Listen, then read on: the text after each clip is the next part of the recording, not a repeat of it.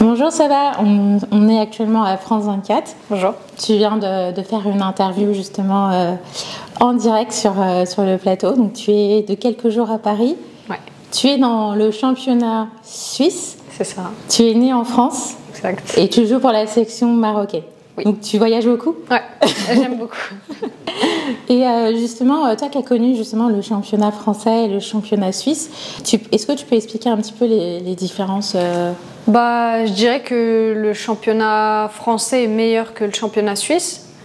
Mais je pense que le championnat suisse et l'italien aussi que j'ai connu, ils ont ces idées de développement que n'a pas le championnat français. Et ça, je pense, c'est dû aux mentalités. Parce que je pense qu'en France, les clubs ont du mal à investir réellement sur le football féminin. Tout de suite, ils veulent les résultats au plus vite possible, alors que en Suisse, ça fait maintenant 2 ans que j'y suis, et je trouve qu'ils ont de la patience sur les résultats qu'on n'a pas forcément atteints, mais qui continuent à investir sur le football féminin.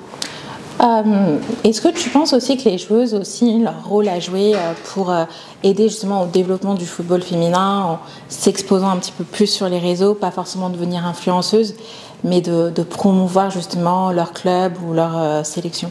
Je pense que oui, on a tout un rôle à jouer en tant que joueuse, mais je sais que c'est compliqué, mais moi je suis un peu éloignée des réseaux sociaux, mais c'est clair que quand je vois des joueuses qui s'investissent un minimum dessus, je vois largement les résultats sur plus de personnes qui les suivent, et je pense que ça peut réellement avoir un impact sur peut-être pas des milliers de personnes, mais peut-être quelques personnes qui vont découvrir les joueuses et le championnat. Donc du coup, tu vas mettre en avant justement la CAF qui sera au Maroc cet été, parce qu'on parle beaucoup de l'Euro féminin qui sera en Suisse d'ailleurs dans le championnat. Dans le championnat, ouais. Mais il y a aussi la CAF qui est en même temps. C'est ça. La CAF qui se déroule au Maroc du coup. Et déjà en 2022, elle était au Maroc et c'était une compétition incroyable. Les stades étaient remplis. Je pense que ça a eu peut-être même plus de succès que l'Euro. Mais c'est vrai qu'au niveau de la médiatisation, le football africain en général est moins médiatisé que le football européen. Mais j'espère que les choses vont évoluer. On l'espère aussi. Donc du coup, cette année, donc ça va te tenir forcément à cœur justement de gagner justement cette CAF, surtout que vous avez eu aussi un bon parcours en Australie pendant la Coupe du Monde 2023. Malheureusement, la France a un petit peu terminé cette aventure.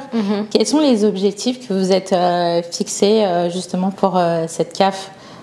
Pour la CAN, l'objectif il est clair, c'est de la remporter. Parce qu'en 2022, on avait fini en finale, on avait fini 2e, on avait perdu. Mais je pense que depuis, on a eu de l'expérience, on a eu la Coupe du Monde et on a eu un nouveau coach qui nous a permis d'évoluer au niveau du jeu.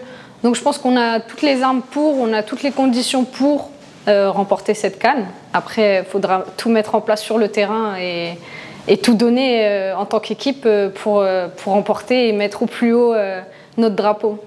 Mais tu vas suivre l'Euro aussi en même temps? Ouais, donc bien sûr. Double compétition à suivre. Est-ce que tu te dis cet Euro sera particulier pour toi parce que tu joues dans un club suisse, ou ce sera la même chose qu'en 2022 pour toi? J'espère que l'Euro en Suisse va permettre de faire évoluer aussi le football en Suisse.